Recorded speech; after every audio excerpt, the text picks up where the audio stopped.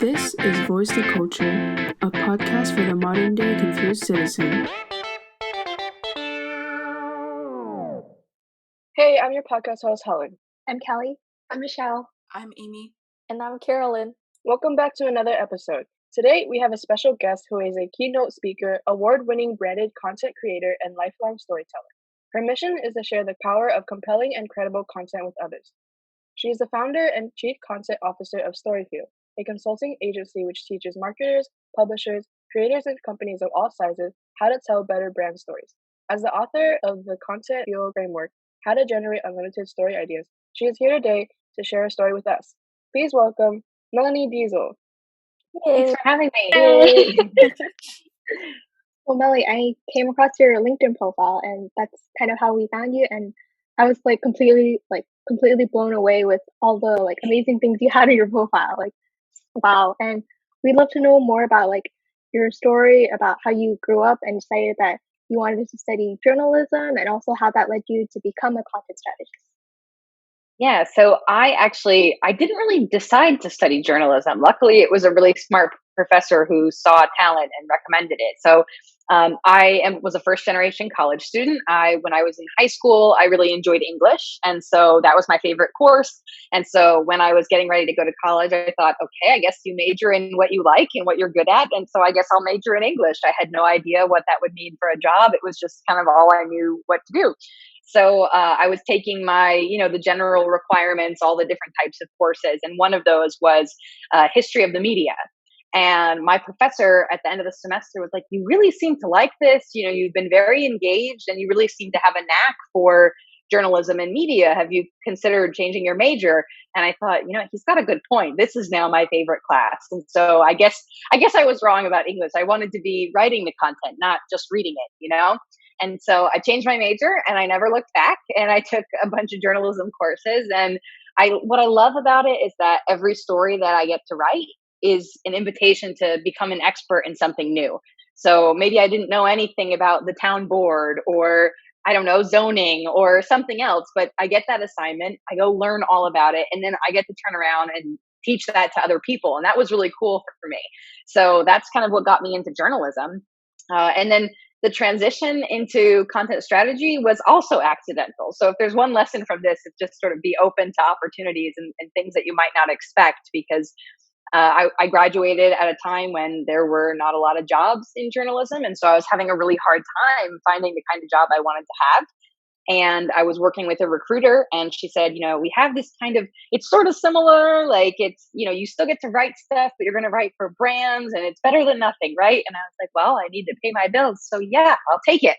And it turned out that I really enjoyed content strategy, that I was using a lot of the same skills I was getting to teach marketers and creators that I would work with. Hey, here's what we would do on the journalism side of things. Here's how we would approach that. And that turned out to be really, really valuable. So that whole journey was, all sorts of twists and turns and, accidental changes that worked out for the best.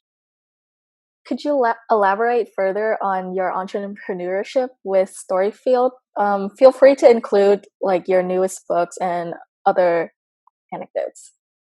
Yeah, for sure. So I worked at Huffington Post, and then I moved over to the New York Times, and I went to Time Inc.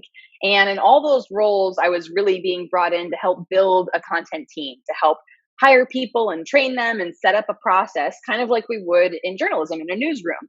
And what I realized, and actually my husband was a big part of this, he's like, I think you look like you're job hopping because you're going in for a year or so and building these teams. And then if you do a good job, there's not that much for you to do after 10 or 12 months because everything is set up. And so he said, you kind of have a couple choices. You could keep going from company to company, or you could set up your own shop and, consider working on a consulting basis, working directly with brands and companies to help them do this rather than going from job to job. So I had never really thought of that before, but the more I thought about it, the more it made sense. And so I set up StoryFuel as a training company. And so the way we train takes different forms. In a non-COVID world, we do a lot of going to conferences and doing corporate workshops and teaching employees. So One of my favorites was last April. I got to, before COVID, the previous April, I got to go and teach a workshop at Google. So I get to go inside, work with Google employees, and teach them how to tell stories in a more journalistic way, how to come up with content ideas. So it's a lot of fun. And that obviously is not really happening right now. There's not really conferences or big gatherings. So luckily we also do consulting. We do coaching over video. I run a mastermind. So there's all kinds of, fun little projects. A lot of what I'm doing right now is actually speaking on podcasts and things like this. Because the new book is out. And so I'm trying to reach new people and share what I know in different ways that we're able to do safely right now. So my book is called The Content Fuel Framework, How to Generate Unlimited Story Ideas. And the whole idea behind that is, one of the things I like about what I do is that I get to teach people. But I have to acknowledge that not everyone that I could teach will be able to afford maybe bringing me in to speak to their team, or, maybe they don't have the budget for a consultant. So I wanted to create something that kind of smushed as much of my knowledge as possible into like a small, cheap package. And so a book seemed like a really smart way to do that. So I tried to put as much in there as I could about how to come up with content ideas. What should you write about? What should you podcast about? What should you make videos about? And just put as much in there as I could. And so that's sort of the promise of that book is, if you get the book and you read through it, it's going to give you a system to be able to come up with ideas really, really fast. And it's been really cool to launch it. It was not super fun to launch it in a pandemic. Don't recommend that as a marketing strategy.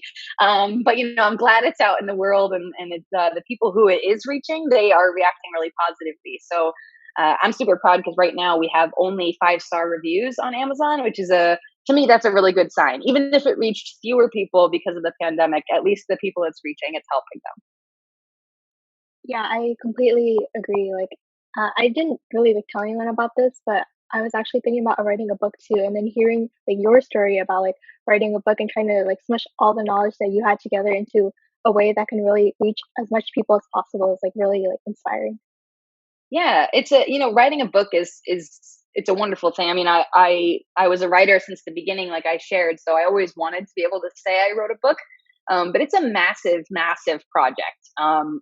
It was bigger than anything I had ever worked on. It took a lot of focus and time. And I think anyone who has written a book will tell you that there are multiple points throughout that process where you're like, why am I doing this to myself? Like, why did I sign myself up for this?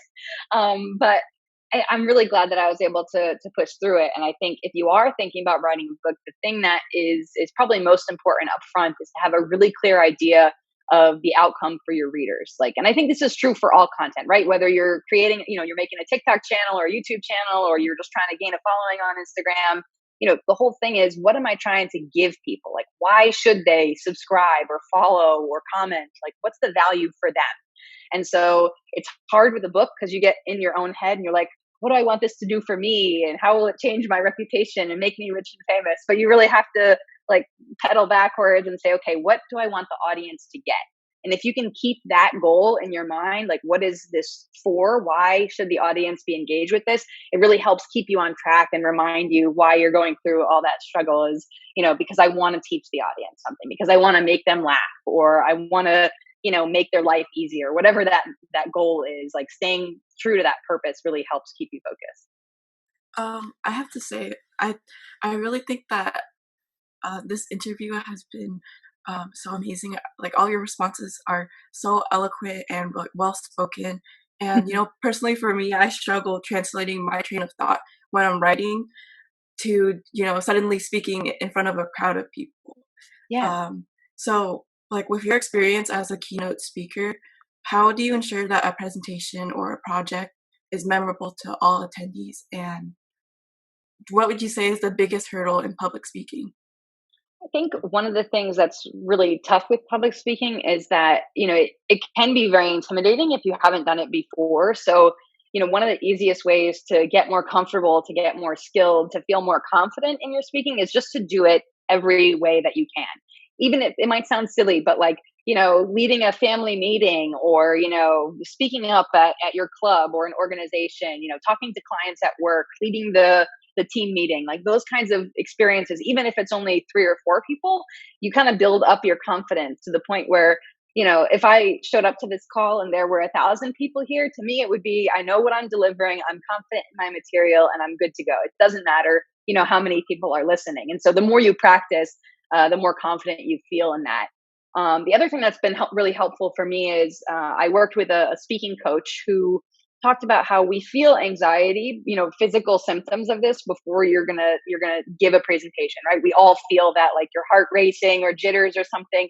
He really encouraged us to think about it not as nerves, but as speaker energy. Your body knows that you're about to do something that's larger than life, right? You're almost always performing. Like, we don't go around speaking this way normally in our day-to-day lives, or walking around a stage and like gesturing dramatically. It's sort of like an amped up version of yourself. And so what you're feeling is your body preparing to say, okay, I'm ready. I've got energy. I have what I need to kind of turn it up to 11 and like really bring it right now. So for me, that really helped. When I start to feel that ahead of a presentation, I know, okay, this is my body getting ready for me to bring tons of energy, versus like, oh no, I'm so nervous. So kind of reframing that as a positive has been super helpful for me too. Well, and as someone who really likes writing, I think it's really cool that you wrote a book. Do you have any like maybe tips or anything how to start writing and like becoming Yeah. an author? So one of the things that is really challenging when you're starting to write a book or any sort of big project, and like it will give you flashbacks to writing papers in school, right? Is that like blank screen or blank page or zero words in your document, like whatever that empty start feeling is, can be really, really stressful. So one little thing that works for me is I will often just put down all my thoughts. So not intending it to be, this is not the book, this is not the opening sentence. I'm just getting my thoughts out. And then when I'm not looking at a blank document anymore and I have something there, it makes it a lot easier for me to sort of go as I feel inspired, because I'm not starting from scratch. The other thing that is really important, like we talked about earlier, is having a really clear vision for why you're writing it. That will kind of help you push through if you're feeling stuck. But for me, it helps a lot to have an outline. I mean, my whole book is about a system, so I'm a very like organized process, step by step kind of person. So I didn't just sit down and say like I'm going to write the book. I sat down and said, okay, how do I want to organize the book? It's going to have 10 chapters that are like this, and each chapter is going to have these 3 sections. So then when I sat down, I say, okay, I'm going to write chapter 2, section 3. And that's a much more manageable thing. Like, it's just a little part to work on, versus you sit down and you're like, today I must write a book. Like, that's way too big and too stressful to tackle. So breaking it down into smaller parts with an outline or some sort of structure really helps you get started, I think. And the other thing that's great about that is it allows you to move around. So I didn't write my book in order. You won't know that by reading it. Like, we did a good job editing and organizing it, but I wrote it in little bits and pieces all over the place, because some days I would sit down and say, man, I'm really feeling inspired about chapter 7 right now. That's what I'm going to work on. And I would write that. And then I'd come back and say, okay, you know what? Chapter 13 needs a little bit of love. And I've got some ideas there. And I go in and add some there. So if you have a clear structure and an outline, or some sort of structure laid out, it allows you to bounce around and feed into whatever creativity you are feeling, which I think is much better than forcing yourself and staring at a screen when nothing is coming on that particular topic. Do you think it's more important for journalists to be like independent, objective thinkers now than ever? That's a really good question. I think that one of the challenges with thinking about objectivity in journalism is that even the most objective journalists in the world, like, we're still human, And for all of us, all of you here, you have family members, you have friends, and those family members and friends have had certain experiences along with you that have impacted your life. A great example would be if you have a family member who's in the military.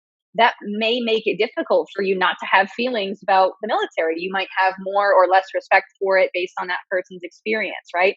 And so that's true of all kinds of organizations, life experiences, our culture, our race, our class, all of those things impact our perception of the world. So it's almost impossible to approach any subject as if you were just a blank slate. Like, part of your value as a journalist is that you're using your judgment, you're asking follow-up questions, and all of that is colored completely by your life experience. And so I think more important than being completely objective and pretending you have no feelings about anything is acknowledging and trying to unpack and understand the ways that your experience does change your perspective. Because it's almost better for you to say, look, I can't write objectively about this topic. My husband works for that company, or my roommate is a member of that club. I can't cover that club for the school paper. Having an understanding of what your biases are is better than trying to ignore them or pretend they don't exist, because that's going to allow you to make much better decisions about whether you can be objective on certain topics, or whether you need to acknowledge, like, hey, this is a limitation for me. I can't talk about this subject, fully objectively. And I think it actually makes you a stronger journalist or a stronger professional to be able to acknowledge those limitations. So I'll give you a really good example. When I worked at HuffPost, if you're familiar with Huffington Post, they have different sections by topic. One of those topics is HuffPost Green. It's all about the environment. So when a company came to us and says, look, we're an oil company and we want to talk about fracking and all these other things, like, we had to say, look, our audience is pro environment. They like sustainability. They like to protect the environment, which means all of us as employees of this company, we share that value. And so it's going to be difficult for us to talk about what you want to talk about and have it come out how you want it to come out. Like, that's not a topic we're going to be able to cover positively, right? And this was on the sponsored side, so it's a little different than journalism. But being able to acknowledge those limitations makes you better able to choose the projects and the assignments that are going to fit, and that you're going to be able to deliver on what you need to. Like I said, I think it's way better to say, look, I can't, sort of put your hands up and say, I'm unable to be objective about this topic. It would be better produced by someone else on our team.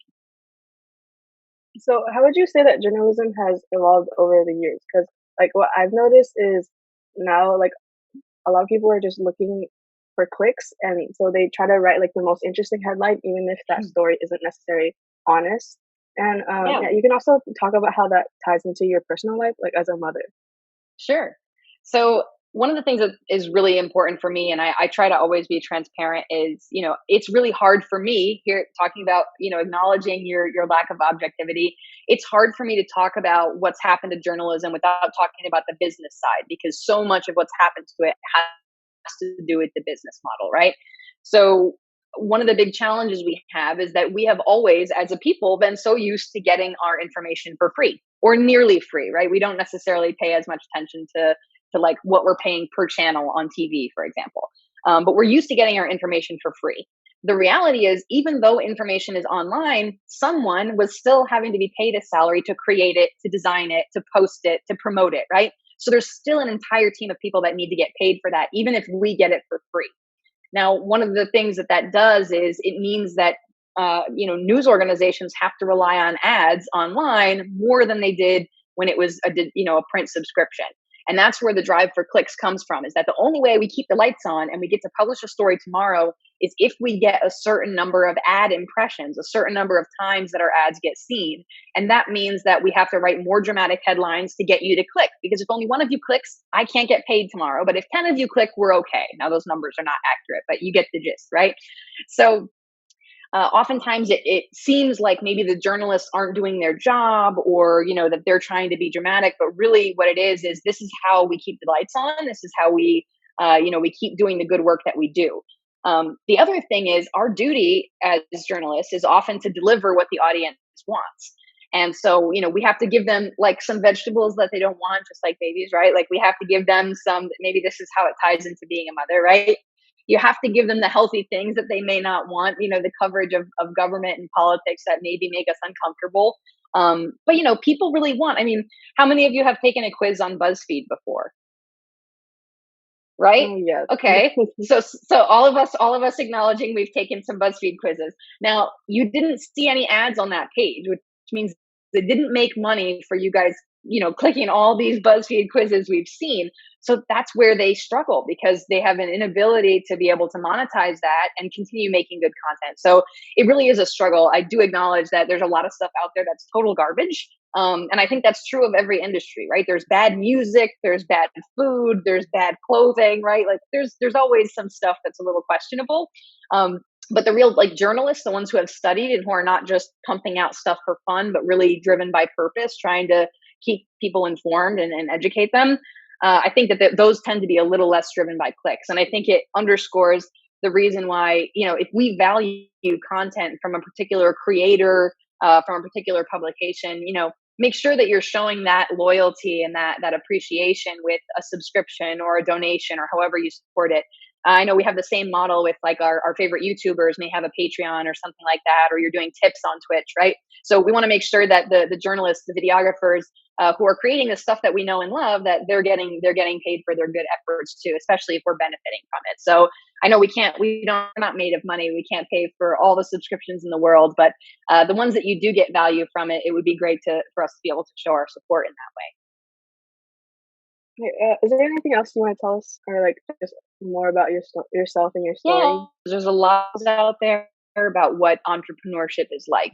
I think all of us get fed the very filtered feeds of, hustle guys who are, posting dramatic quotes and like laying in a bed of money and posing in front of a Ferrari. And it can give us really unrealistic expectations. So I always try to be super honest. I've had, as an entrepreneur, really good months where I made a lot of money and I felt great. And I've had months, especially during COVID, where I made no money, right? And that's a reality of life as an entrepreneur. There's that uncertainty where sometimes things are great and sometimes they're not. And you don't have a salary coming in when things aren't good. So I think it's a really big decision. But what I encourage people to do is, if you are interested in whether it's writing a book or starting a YouTube channel or starting your own company, really reach out to people who are in that space and about their challenges, their struggles, the things they wish they knew, because people are really open to talking about their success.